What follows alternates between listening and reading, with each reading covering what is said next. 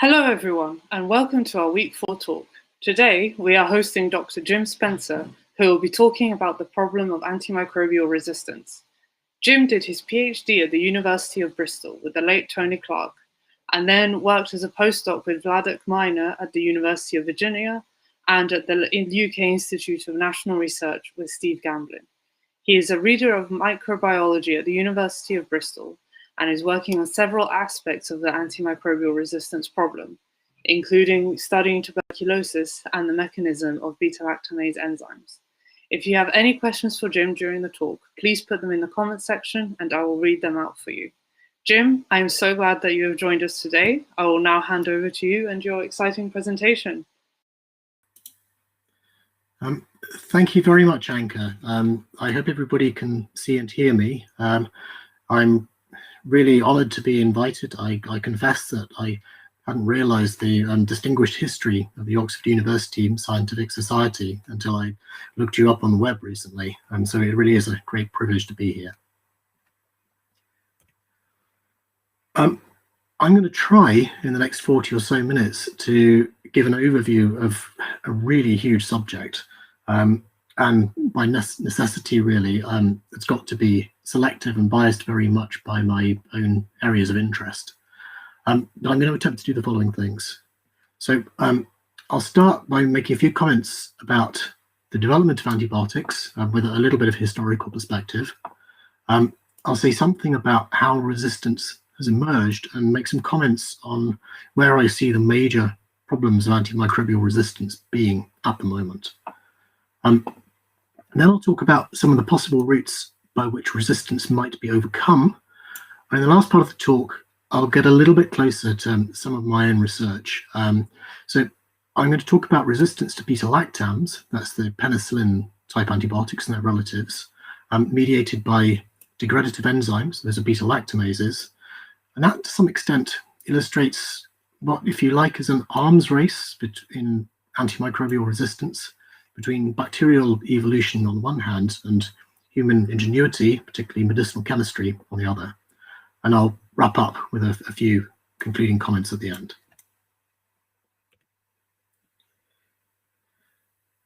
So the idea that it would be possible to identify an agent with selective toxicity against microbial pathogens, but with little or no effect on the human host, is one that goes back something more than a century. And in a sense, the forerunner was Paul Ehrlich, shown here, who termed the concept of what he called a magic bullet. This was inspired by discoveries at the end of the 19th century that using dyes, it was possible to selectively label bacterial cells over eukaryotic equivalents. So Ehrlich reasoned that it might be possible to extend that concept and instead identify agents with selective toxicity. And he did really a very contemporary experiment, which was then to screen a chemical library in collaboration with his colleague Sahachiro Hata, looking for molecules with selective toxicity against a number of the leading microbial pathogens of the day.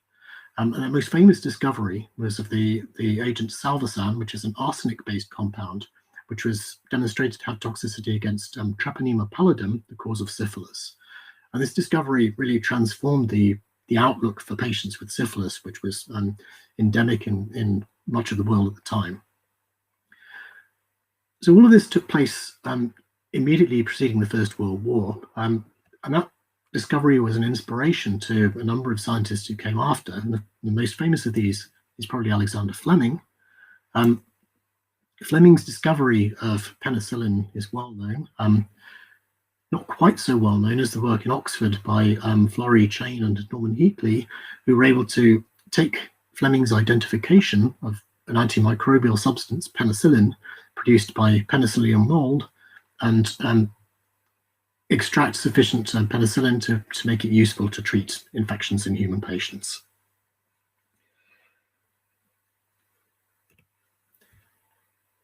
So the identification of penicillin, which took place in the early 1940s, really paved the way for what we now talk about as a golden age of antimicrobial discovery. Excuse me. What I mean by that is that in the 2 decades following the discovery of penicillin, many researchers in several different countries took the decision to look for substances with similar antimicrobial activity, particularly, but not exclusively, in natural products. And this really yielded a rich variety of antimicrobial substances and actually identified and brought to clinic most of the antimicrobials that we still rely upon today. So what this meant is that in the years immediately following World War II, there was great optimism that this rich vein of antibiotics that had been successfully exploited meant that really we could start thinking about the prospect of overcoming infectious diseases. From where we are today, that's obviously something that hasn't come to pass. But I think it's worth pointing out that Fleming himself realized that antibiotics such as penicillin weren't necessarily the panacea that they might have been thought. In his Nobel Prize lecture in 1945, when he shared the Nobel Prize with Florey and Chain, he made the following statement, which is worth repeating. So he said, "It's not difficult to make microbes resistant to penicillin in the laboratory by exposing them to concentrations not sufficient to kill them.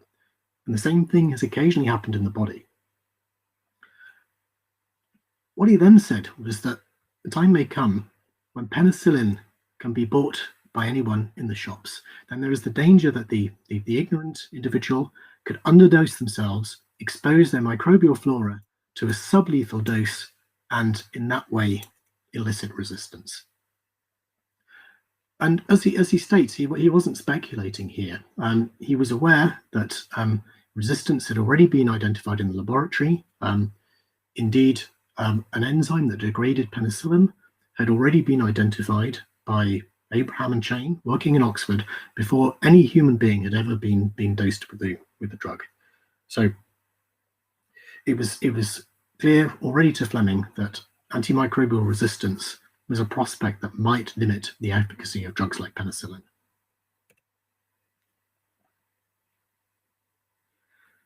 So indeed, what we've seen since that time for all drugs that have been brought to clinic is ultimately the emergence of resistance. So, as I've already said, penicillin resistance was identified even before penicillin had been administered to a human patient.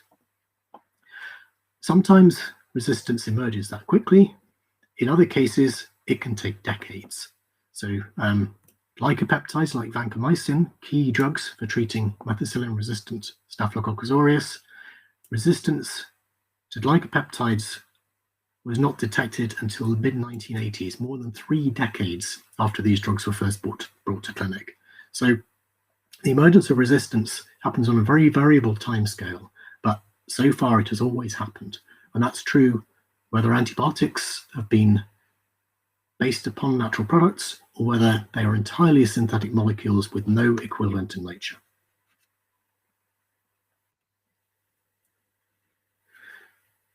So, bringing us up to date, in the last few years, antimicrobial resistance has now been recognized as a global public health threat.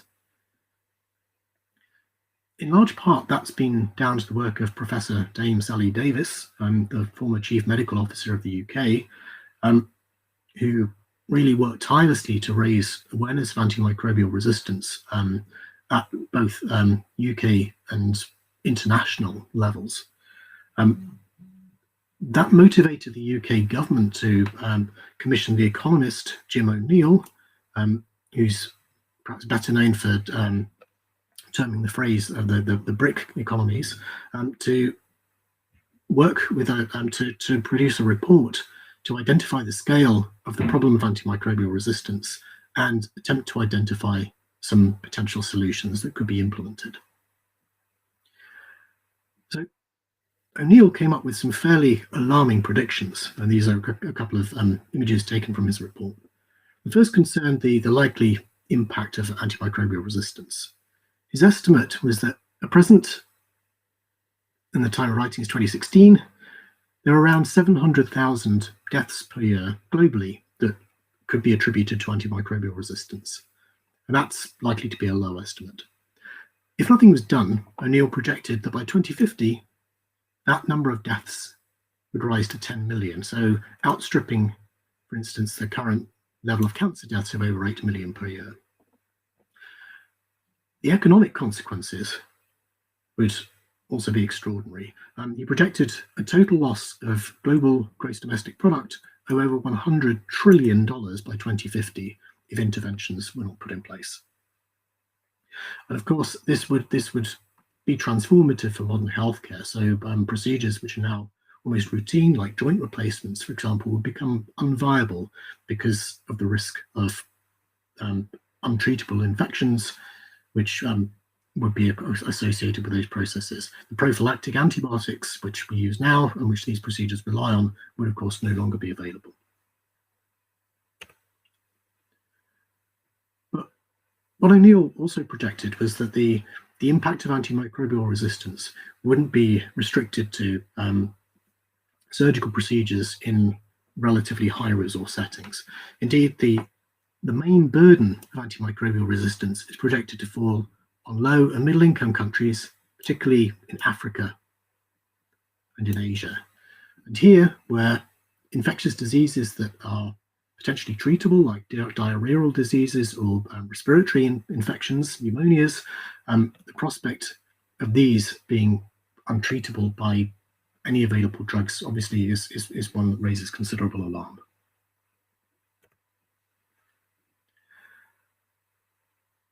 So, based on the work of O'Neill and many others, organizations like the Centers for Disease Control in the United States, for example, have identified a number of specific areas of concern around antimicrobial resistance. And I've listed a selection of them here.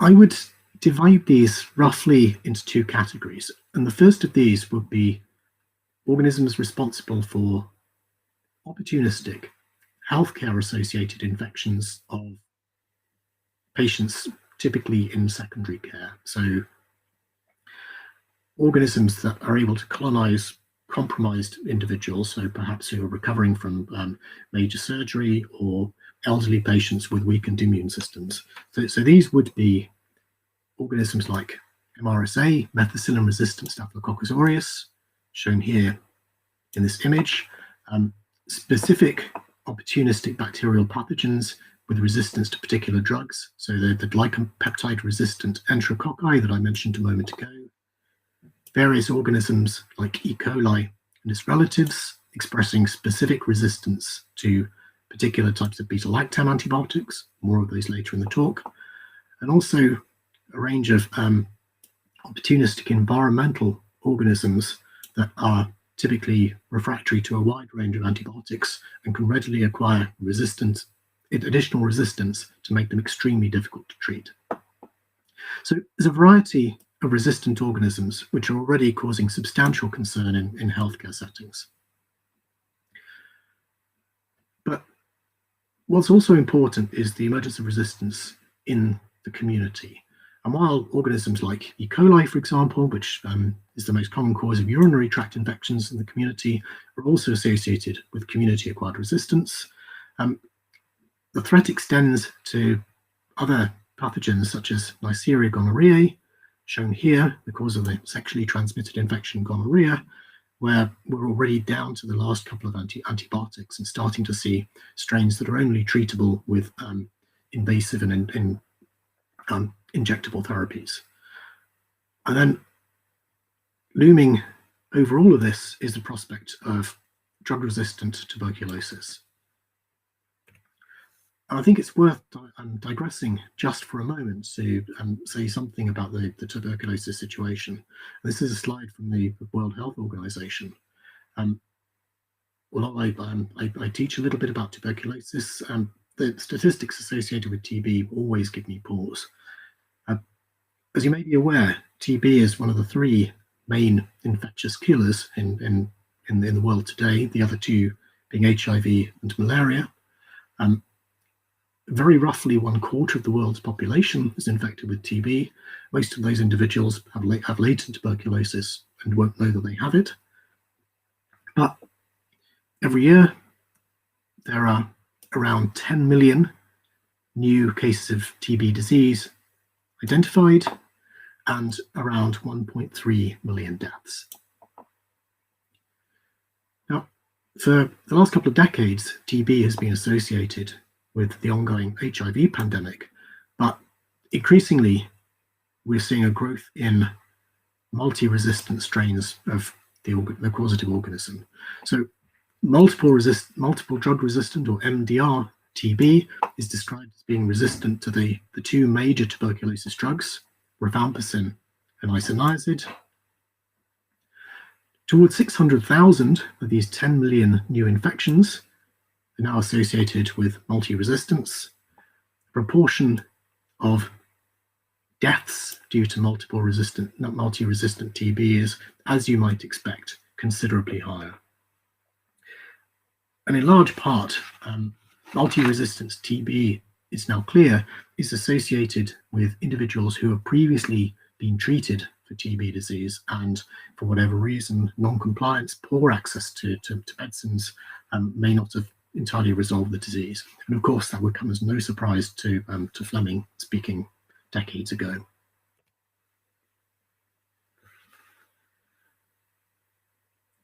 So before I talk about why we've got to this point, I think it's worth saying that it's important to realize that antimicrobial resistance is not a new thing.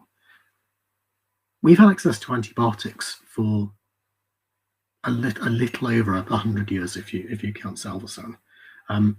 But evidence is clear that antimicrobial resistance is out there in the wider microbial world, in the environment, and has been there for an extremely long time. This slide shows a river in Alaska, a relatively pristine environment, and what I'm referring to here is work done by a woman called Jo Handelsman, who in later years went on to be a scientific advisor to the Barack Obama White House. And she was one of a number of groups that looked in pristine environments with very little human contamination and no microbial exposure to synthetic antibiotics, and looked for the presence of antimicrobial resistance genes. So she sampled soils from an island on a river in remote central Alaska, and was able to identify multiple beta-lactamase enzymes, so enzymes that degrade and confer resistance to penicillin and its relatives, in various organisms from these pristine environments.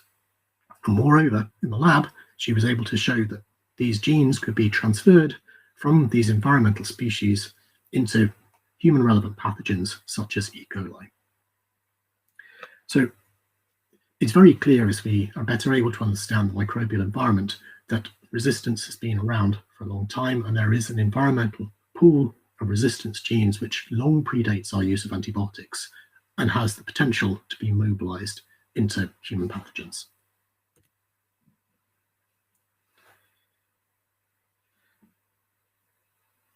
So I wanted to talk now about some of the reasons why the problem of antimicrobial resistance is now considered to be a global public health threat. And there are multiple reasons for the current situation. I don't have time to talk in detail about all of them, but I will touch on some of them. And the first point I want to make is connected with the idea that many antimicrobial resistant infections are associated with the population of susceptible individuals, immunocompromised patients. So these might be people recovering from invasive surgery. They might be individuals with an underlying condition, for example, HIV, that renders them susceptible to opportunistic infections. They equally might be taking aggressive therapies with immunosuppressive effects, perhaps to prevent rejection of transplants, or in the case of individuals with cancers, side effects of chemotherapy regimes.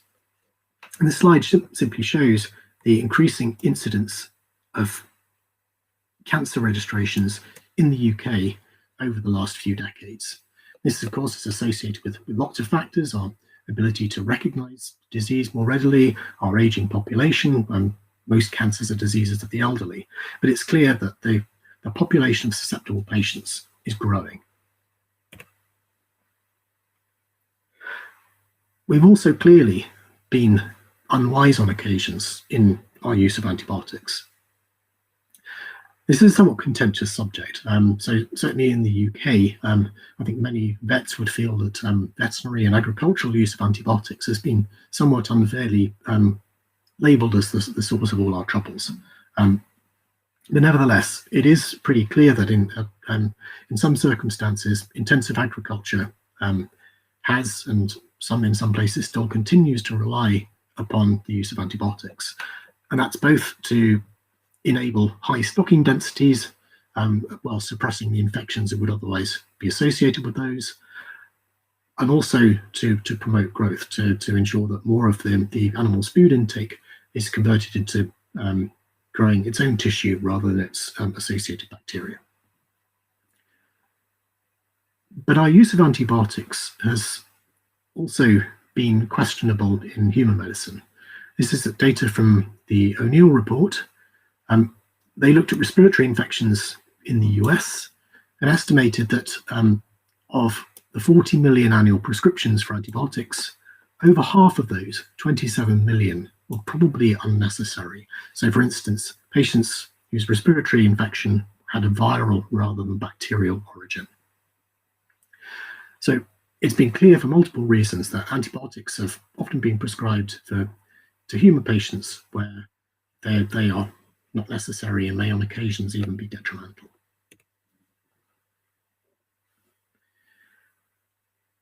So the human factor is one issue that has influenced the current resistance situation. But we also need to consider that with antibiotics, we're effectively trying to hit a moving target because bacteria are evolving in response to the selection pressure that we're imposing. If we think about it, in the lab, something like E. coli will undergo a round of division in a little over half an hour. So even a relatively short time in human terms can support many generations of bacterial replication and selection for mutations that affect susceptibility to antibiotics. So typically, a patient with a population of bacteria under antibiotic selection pressure, the antibiotics will kill off a large proportion of that population, perhaps leaving some surviving variants or mutants with reduced susceptibility. And those will multiply, even in the presence of antibiotic selection, can potentially be passed on to other individuals, giving them an infection which is no longer treatable. So this selection for pre-existing resistant strains or mutants is one way by which resistance can emerge. But bacteria can also exchange resistance genes within a population.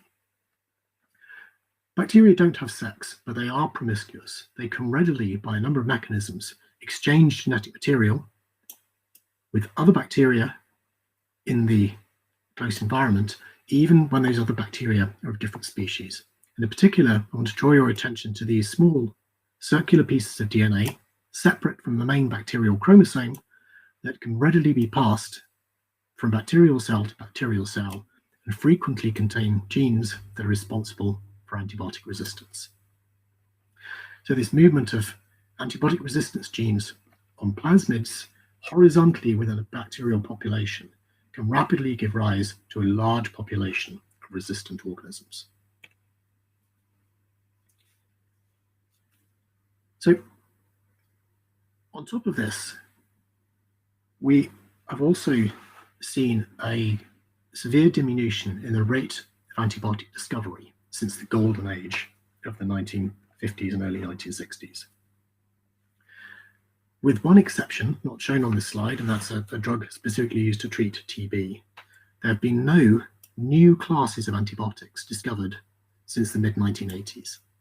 That's not to say that new agents have not been developed, but those new agents have been iterations of existing drug classes, we fail to find new drugs with novel modes of action which are not going to be susceptible to known resistance mechanisms. There are several reasons for this. Antibiotic discovery is scientifically challenging. It's not easy to find a drug selective for a single organism, far harder to find a drug which will work against multiple bacterial targets, is safe to use in human patients, and retains effectiveness against targets that will differ slightly between organisms. There are also issues around development costs. So an antibiotic could be given for multiple indications, for respiratory infections, for urinary tract infections, for skin and skin structure infections, for example. Each of these requires a separate and expensive clinical trial to demonstrate safety and efficacy. And of course, antibiotic profitability is low because the patient will take an antibiotic therapy for a relatively short duration, maybe a couple of weeks, and the infection will either resolve or they will be transferred to a different therapy. And of course, that contrasts very unfavorably with drugs for chronic conditions like heart conditions or perhaps depressive illnesses, which a patient will take for months or even years on end.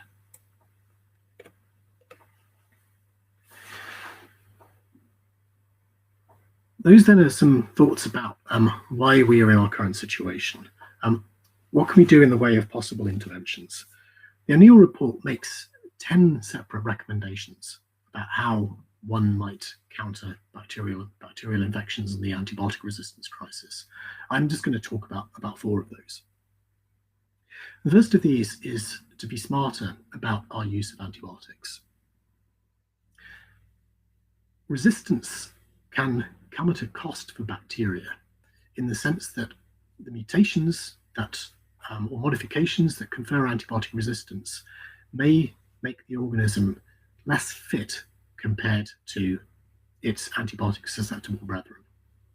So what that means is that if antibiotic selection is removed, there is the chance that the resistant strain will be outcompeted by the susceptible, fitter strains with which it's competing in its native environment.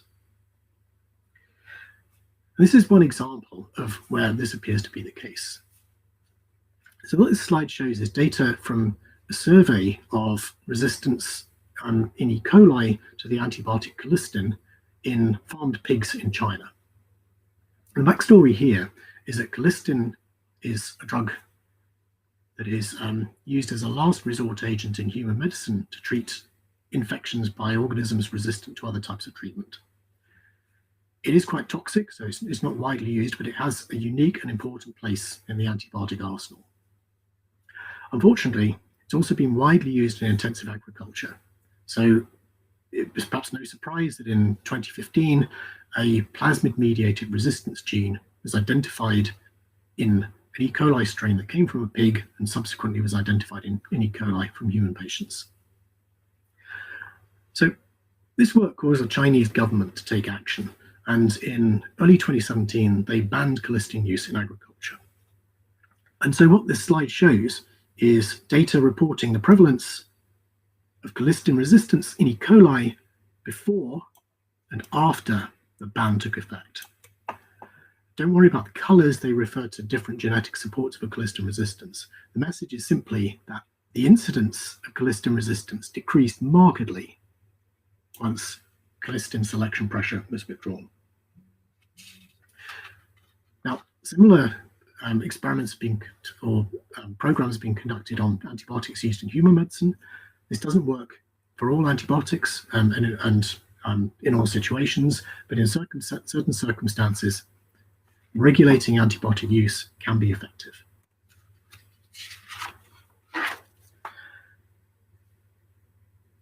So one problem with regulating the use of antibiotics is that, as we've seen previously, it demands that the prescriber knows something about when it's appropriate to give an antibiotic.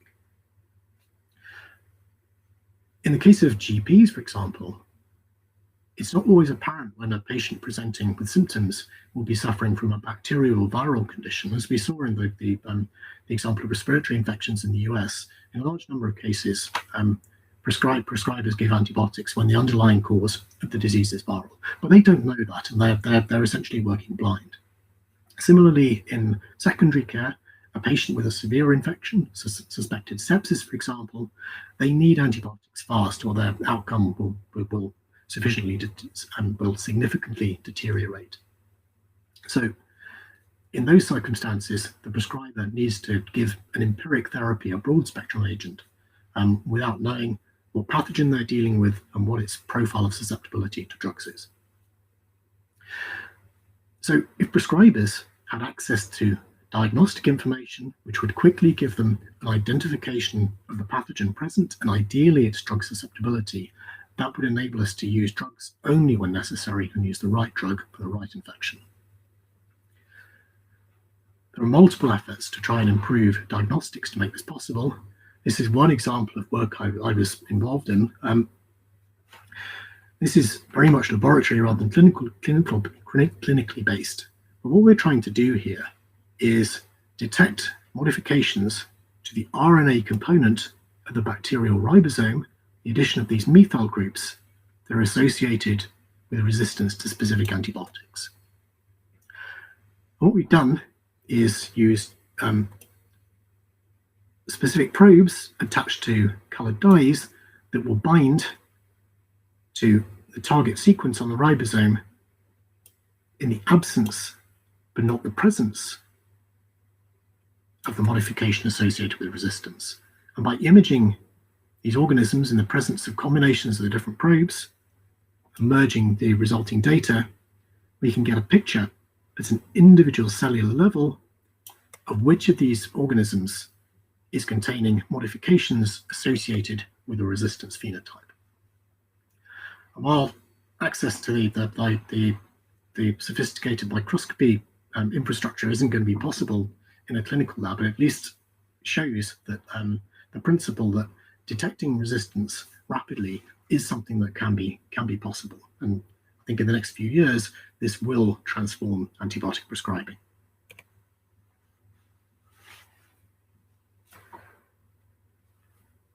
So another important factor is clearly to fix the antibiotic pipeline, which in many respects can be considered to be broken. O'Neill, as an economist, says a lot about this in his report, but essentially we can divide these interventions into two, what might be termed push incentives, which are designed to increase funding from government or charitable agencies in particular to incentivize early stage antibiotic development, along with pull policies, which are designed to reward perhaps commercial entities when an antibiotic reaches market. And that's really important because the link between sales and perceived success at the moment is extremely detrimental to investments in antibiotic research. At the moment, new drugs, if they are successfully developed, they're reserved for severe infections to prevent the emergence of resistance, which means that sales are likely to be low. So in the last 12 months, there have been 2 bankruptcies of SMEs who have successfully brought new antibiotics to market. Most big pharma have disengaged from the area for precisely this reason. So a sea change is now recognized as being required in making the market sustainable to reward antibiotic development. And lastly, it's clear that we need to think about exploring alternative therapies and approaches to use alongside traditional small molecule antibiotics. So this would include things like developing vaccines for conditions that were previously treated with antibiotics. So things like pneumococcal disease in the UK would be an example of that, along with implementing alternative therapies like bacteriophages and their constituent toxins, so viruses that are selective for bacterial pathogens without damaging the human host, along with things like antibody and immune modulatory therapy to help the patient overcome the infection without resort to chemotherapy.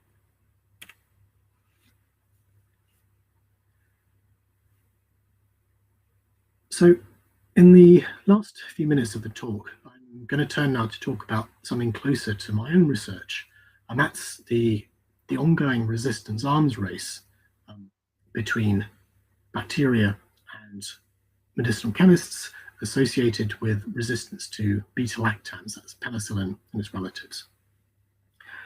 The starting point for this was also work done in Oxford. This slide shows a model of the structure of penicillin determined by Dorothy Hodgkin.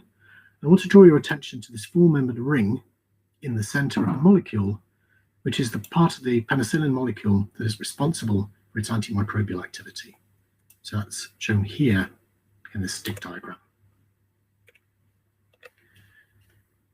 When penicillin was first produced on a large scale, it was extremely effective. Doses of penicillin were available to battlefield casualties in the closing stages of World War II and saved thousands of lives for people who would otherwise have succumbed to infection. And initially, their use in the civilian setting was similarly successful. But in less than a decade after penicillin introduction to general use, one of its major target organisms, Staphylococcus aureus, was in large scale resistant to penicillin treatment. Most of the Staphylococcus strains in hospitals in places like the UK could not be treated with penicillin. And the reason was the expression of this molecule here.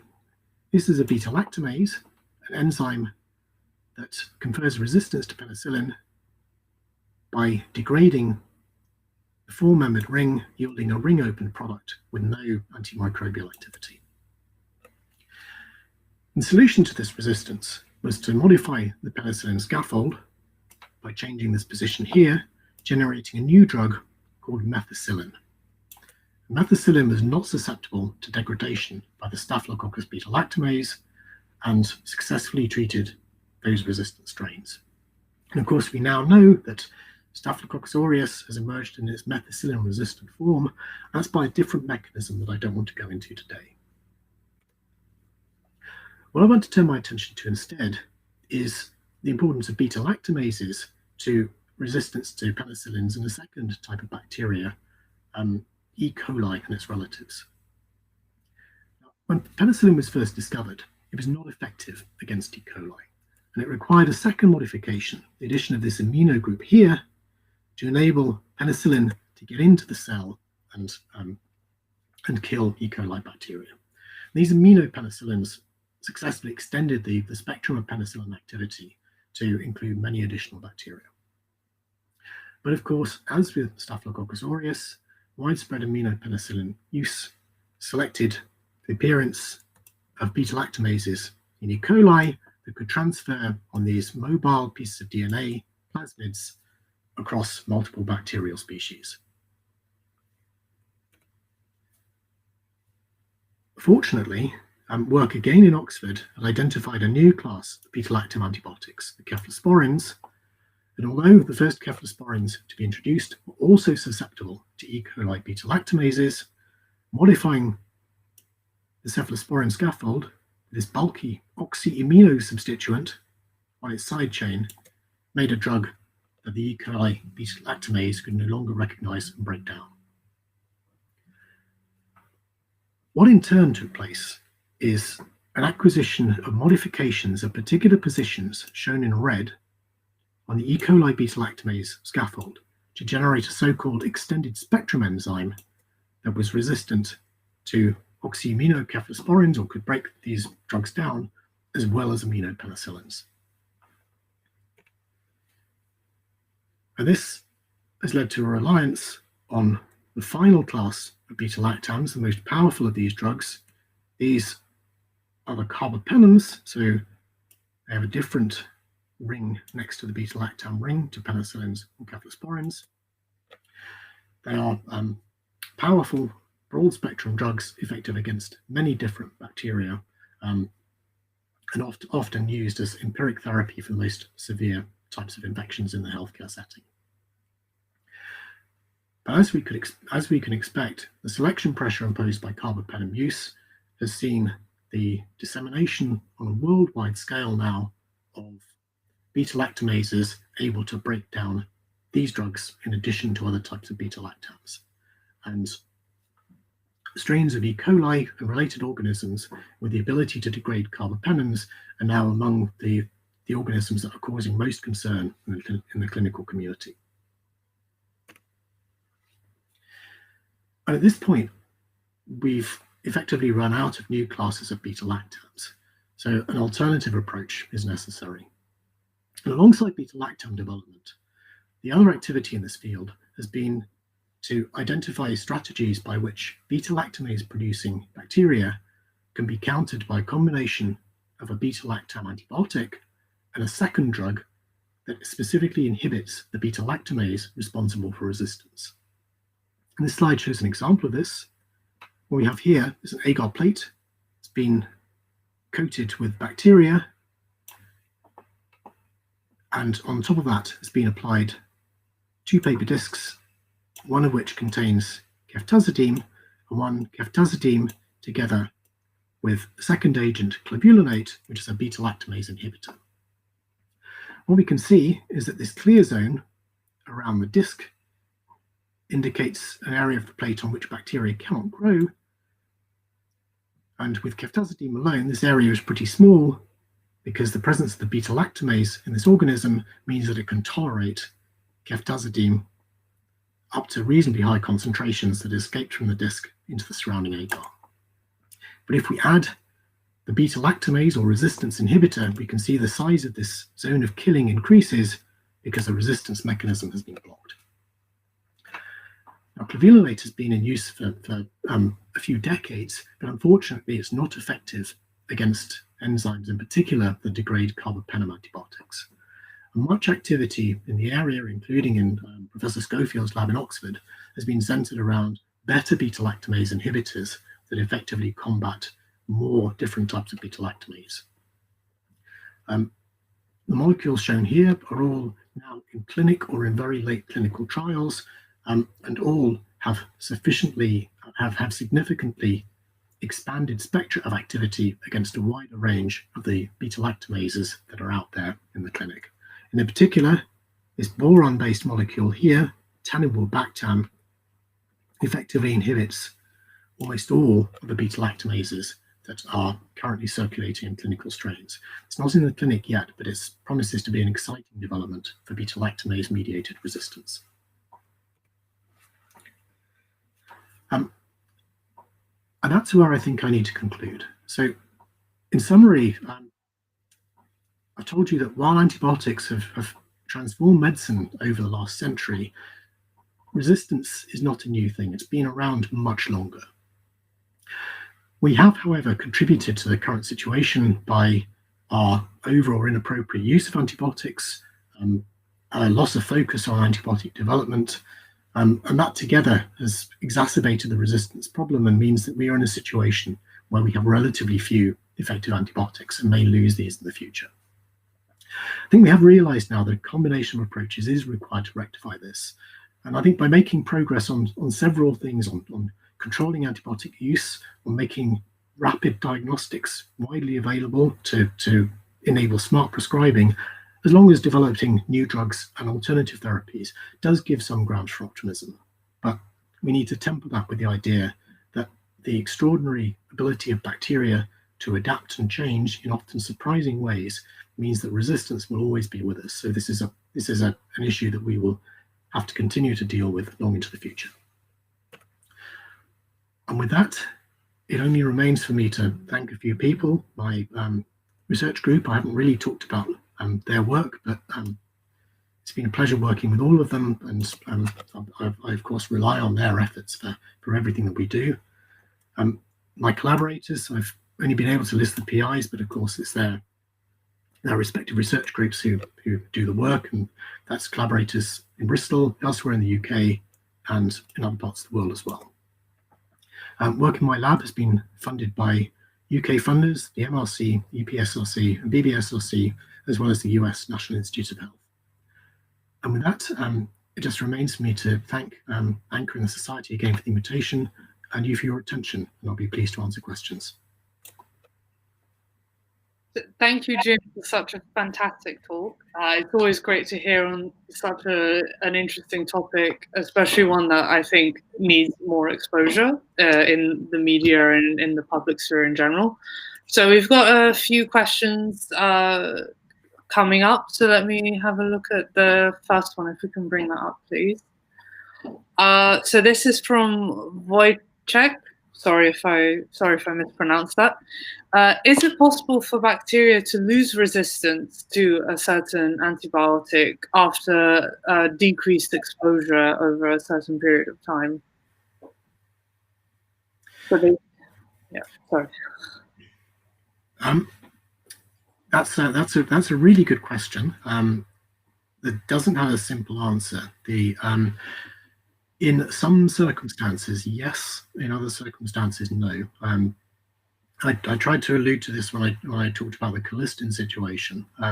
That's an example where things look pretty promising, because it's very clear from other work that expressing colistin resistance is detrimental to E. coli in other ways. So when colistin selection is removed, those resistant organisms will quite quickly be outcompeted by other susceptible organisms in the same niche. Yeah. In other cases, it's not so clear. So there's a high-profile study in the UK, led by a UK group, looking at efforts in multiple countries to stop using sulfonamide drugs. And in that case, sulfonamide, it was very successful in discontinuing sulfonamide use, but incidence of sulfonamide resistance remained high. Oh. I think part of the issue can be that a single plasmid can confer resistance to multiple antibiotics. So it may be that stopping using one drug isn't enough if that plasmid is being selected for by other agents. Okay, interesting. Because logically you think after they're not being exposed, that automatically the bacteria that express resistance will slowly die off. But it's interesting to see that's not necessarily always the case. Yeah, it is very variable. So I think it depends on the fitness cost associated with the resistance mechanism. And some mechanisms are clearly detrimental. Others impose very little cost on the organism. Okay. Yeah. Yeah, it's a very good question. So thank you for that. Let's have a look at the next one. Could bring that up. Sorry. So let's see. Are there collective global actions that can be taken against the threat of antimicrobial resistance? So this one was from Sarah. On what level can preventative measures be put into place?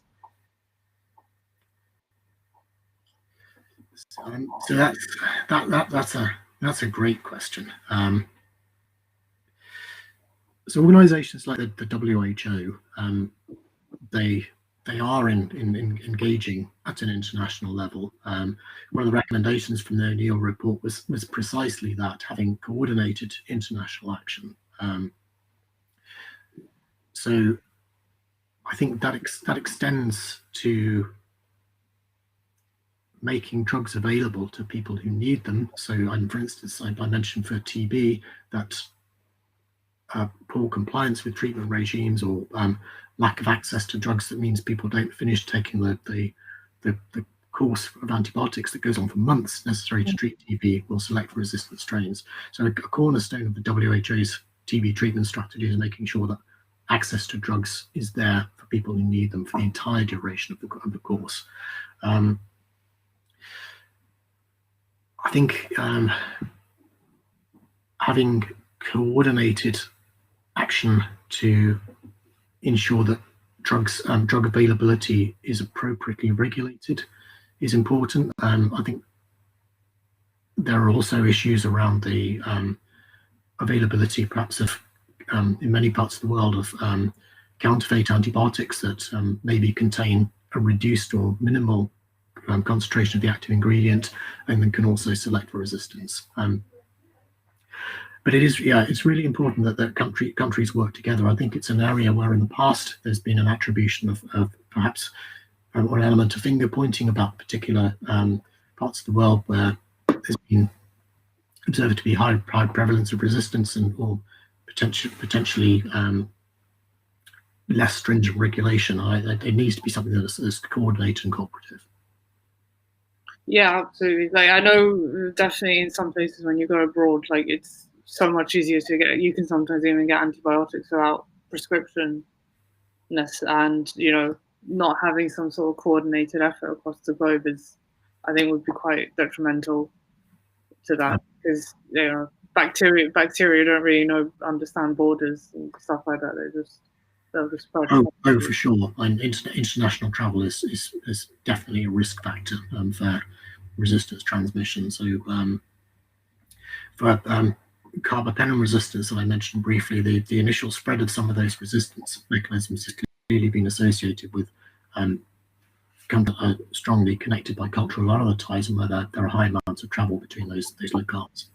Yeah, absolutely. Okay, so next question. Let's get that up. This is a good one. This one I'm particularly interested in is how can we find enough money to fund antimicrobial drug discovery? If we delink sales from success, then who will necessarily pay for it? So I'm going to qualify this by saying that I'm absolutely not an economist. O'Neill is an economist, and there are lots of ideas in his report about doing this. So there are a number of things that have been proposed. So giving rewards for hitting milestones along the antibiotic development pipeline is one thing that's been proposed. Giving extended levels of patent protection is another. There is a debate over antibiotic pricing. Antibiotics are traditionally considered to be cheap medicines, whereas the price of a course of a new cancer chemotherapy can often run into the tens or even hundreds of thousands of pounds or dollars. And so there are certainly hard questions around antibiotic pricing. Ultimately, it is something that the public purse will have to pay for to at least some degree. But I think that needs to be offset against the cost of doing nothing. The impact in terms of working days, burden on the healthcare system, of having large numbers of difficult to treat infections, prolonged hospital stays, a generally sick population. And it is also true that antibiotics can make a profit if they are used appropriately over a long time. So the combinations of beta-lactams with the resistance inhibitor clebulinate were a mainstay of GSK for many years, for example. Yeah. Do you think that potentially, like, I don't know how much this has been discussed, but that maybe like government could like subsidize pharma companies to a certain degree to help with the drug discovery process? Oh, that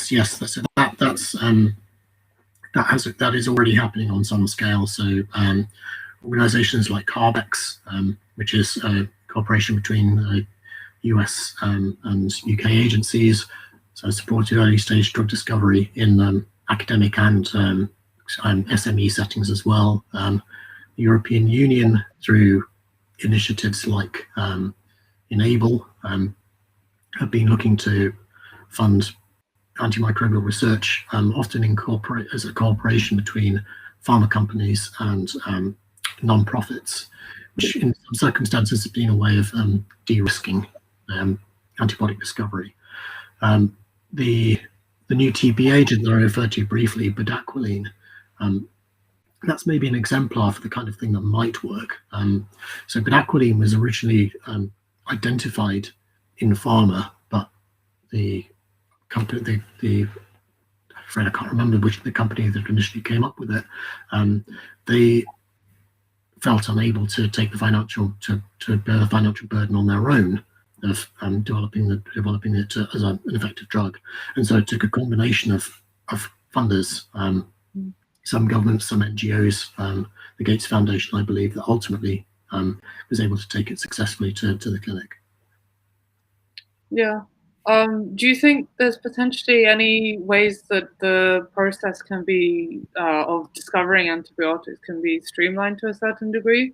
Like, I know there's been a lot of discussion about maybe using more computational methods to try and discover new potential leads and stuff like that, which would be less expensive than the traditional sort of methods where you just automatically start screening hundreds and thousands of compounds in one go. Yes, I think it depends to some extent what the end point is. I think a lot of in the past, certainly compounds have failed because the end point has been seen as an agent that is effective against multiple pathogens. If you couple a new antibiotic with a reliable diagnostic, which means that you can be prescribing something with some knowledge of what the target organism is, it makes narrow spectrum therapeutics targeting a single particular pathogen much more tractable, and that would certainly reduce the development time. Okay. Yeah, I think that would actually sound like a good way. If you can have an easy way to get a very precise diagnosis, then trying to find, you don't necessarily need such broad spectrum antibiotics. I never thought of it that way. But yeah, I think we've got time for just one more question, unfortunately, which is from Suman. And they asked, is there a time when we won't have any antibiotics which can treat bacterial infections? That's not the lightest note to end on, but let's see. It's a good question. Actually, it's an impossible one to answer. I'm without a crystal ball. I am optimistic. Cautiously optimistic. We have already come close. I mentioned briefly that the glycopeptides like vancomycin, which are key drugs for treating MRSA. So when vancomycin resistance was first identified in Enterococci, there was a lot of talk about the transfer to Staphylococcus aureus, so to make an MRSA strain that would be vancomycin resistant. And I saw newspaper articles at the time talking about vancomycin resistant Staph aureus as the doomsday bug. And those strains were discovered, but they are still extremely rare for reasons that are not entirely clear to me. Similarly, there have been occasional reports of strains of organisms like E. coli that are resistant to carbapenems and colistin, as well as other drugs and are effectively untreatable. In the TB area, there've been a few sporadic reports of what have been termed totally drug-resistant TB. That's not a term that's, to my knowledge, is yet accepted, and I'm not aware that that resistance extends to bedaquiline. So, in answer to Simon's question, we've come perilously close in a couple of instances, but I think at the moment we seem to be still getting things just in time. So vancomycin resistant Staph aureus didn't take off, but in the meantime, a couple of new treatments for Staph aureus infection were brought to market, such that the clinicians did have additional options. Yeah, I wouldn't like to say what would happen in 10 or 20 years' time. I think we've still got a bit to go, thankfully. Yeah, like you said, cautiously optimistic, I think, is the best outlook to have with this stuff. So sadly, that's all we have time for today. Jim, thank you so much for an awesome talk. I really enjoyed it, and I'm sure our audience did as well. Thanks to everyone who joined us today, and please join us next week for our talk with Professor Anu Ojha, the director of the National Space Academy, who will be talking about critical thinking skills in a post-truth world. Have a great evening, everyone, and stay safe. Bye. Thanks very much, Anka. Bye. Thank you, Jim.